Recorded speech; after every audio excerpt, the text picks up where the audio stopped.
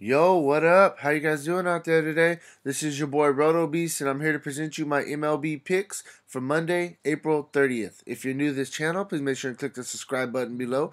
This way you can watch all of our MLB, NBA, and NFL videos. And if you want to play the actual lineups that we're playing every single night, visit our website at www.rotobeast.net. So, hey, NBA's been rolling since the start of the season. Had a couple hiccups last week, but when you pitch, when you pick pitchers that are in great spots and they get blown up, I mean, there's nothing that you could do about it. If the numbers point to those particular guys and say, hey, these are the best plays on the slate, I mean, you have to just go with the numbers and you got to roll with it. Hey, it's baseball. Things happen. Same thing is when you pick the absolute best hitter in baseball. He can go 0 for 4 any night. I mean, that's just what it is. I mean, it's not like basketball where you get 30 shot attempts or football where you even can get up to 15 passes for a wide receiver, etc. Baseball, sometimes you get 4 to 5 at bats hitter wise. Pitching, sometimes you just don't have your stuff and you're going to get hit around. It's part of the game. And, that's what daily fantasy players, you guys got to understand. Just because somebody has a bad day one day doesn't mean that they're a bad player. Things just happen. I mean, they're human just like we're human. So, yeah, enough with that. I'm going to keep it rolling. I mean, let's just get through this video. I'm going to just quickly go through it. We got some great spots I think we can attack. Pitching is kind of the spot on this slate because we do have a couple good pitchers, but they're not in the very best matchups. That's the problem. So we'll do our best to kind of get you guys set up for today. So we got a solid 10-game slate. We'll start at pitcher as always. You got Charlie Morton. I mean, the guy's been pitching very well to start the season. Solid play. He has definitely strikeout upside against the Yankees, but the Yankees also have some really good power bats. Stanton has really good career numbers off Morton. So if you're looking for a BVP special, Stanton's somebody that you can look at for in GPPs. You got Greinke, pitches well at home. He's been solid somewhat to start the season. Thing about Greinke though, to be honest, going against the Dodgers don't have the best batting average number wise off Greinke, but they're in Arizona, Hitters Park, and there's a lot of Dodgers who have home runs off of Greinke. So when they do hit him, they hit him hard. But I think he's in play. Arrieta going against Miami. I mean, this is one of the more solid plays on the slate. Very fair price tag. I definitely think that you could look at Arrieta. Samardzija, I know he had one solid start and he got blew up by the Nationals, but the Nationals are a really good hitting team. I mean, it happens. I'm going to go right back to the well tonight. Going against the Padres. I mean, Padres, they just don't have nobody. I mean, straight up, who do they have that scares you? They have strikeout upside as well. In a hitter's park in San Francisco. I definitely think this is a spot where Samardzija is going to get back on track. And then I also like Rodriguez going against Kansas City. Man, I've been playing these Kansas City bats because they've been in great spots almost every single day. And they just keep busting over and over. They have nobody good. Straight up. I mean, their best player is Moustakas. He's a left-hander. Going against Rodriguez, who's a left-hander. I think he's a really good GPP play. We'll go to first base. Start with Goldie. Going against it's Stripling. Yeah, Stripling for the Dodgers. The guy's not a bad pitcher, but there's a lot of Arizona Diamondbacks with really good career numbers. The team has a 322 batting average against Stripling over his career, and they're in a hitter's park at Arizona. Goldie's 5 for 12 with a double and a home run off of Stripling already, so I think he's a really good play. Then you got Votto. Votto went 4 or 5 straight days with the home run. 1, 2, 3, 4 straight days with the home run. He had a really slow start to the season, but he's starting to really pick it up. Solid spot against Chase Sean. I don't think Chase Sean's a very good pitcher at all. At home as well in Great America, small park where the balls are gonna be flying. Votto, top play, one of the top plays on the slate at first base. It's going to be tough to choose between Goldie or Votto, to be honest with you. Then we'll go down a little bit. We got, where's he at? Hanley Ramirez, crazy price tag. I definitely would prefer to go with Goldschmidt or Joey Votto just because I feel those guys are a little bit more consistent than Hanley. But Hanley, I mean, he's had a solid start to the season. Batting 326, 3 home runs already.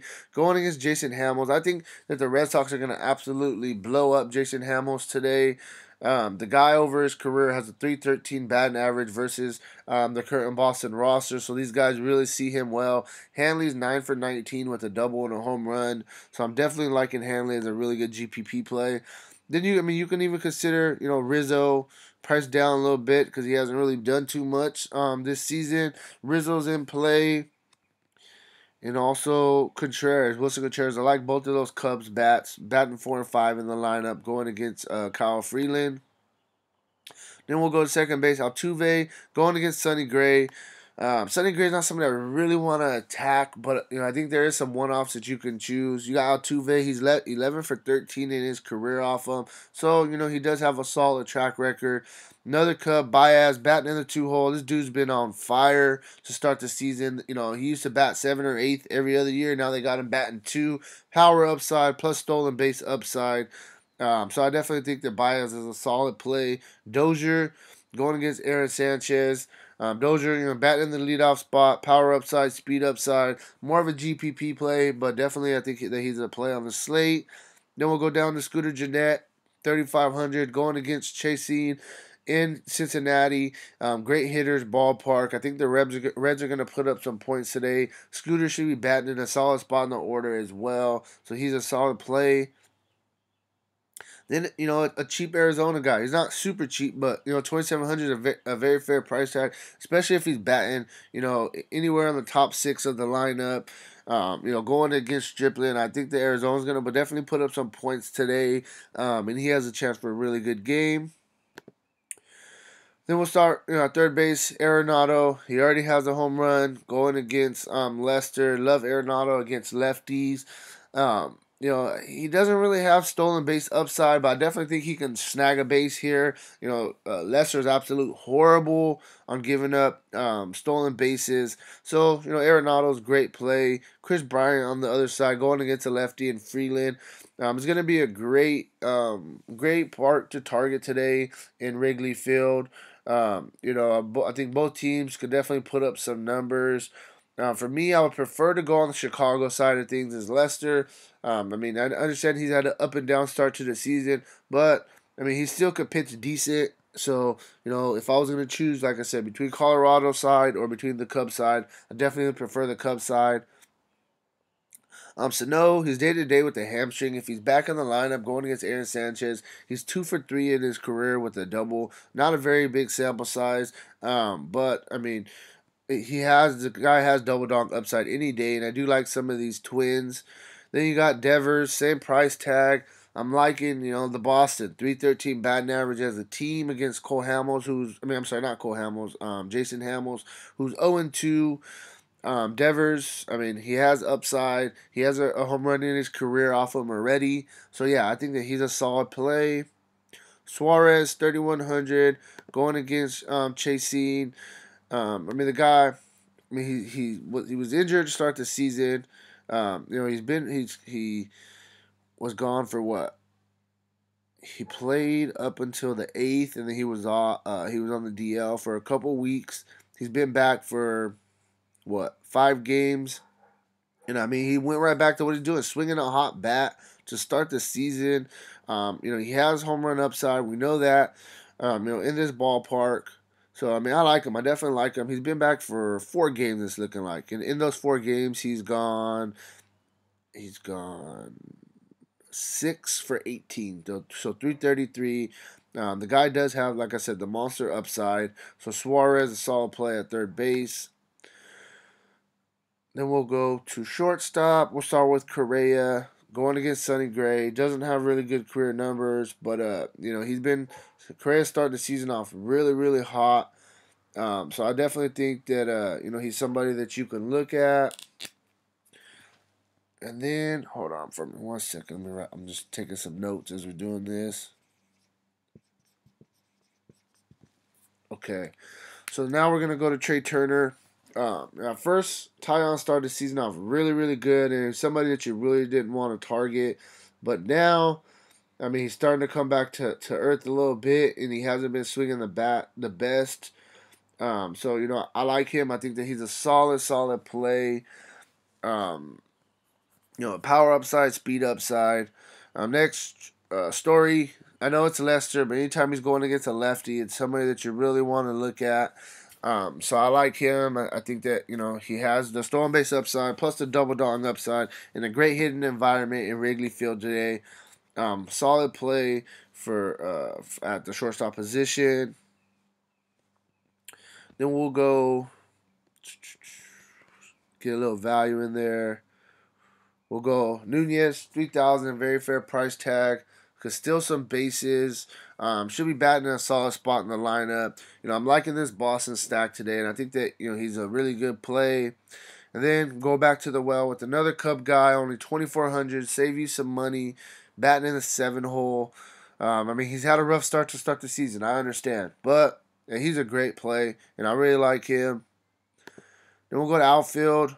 Mookie Betts, I think he's going to be out today. Like I said, Stanton going against Morton. He has good career numbers, but strictly GPP for me.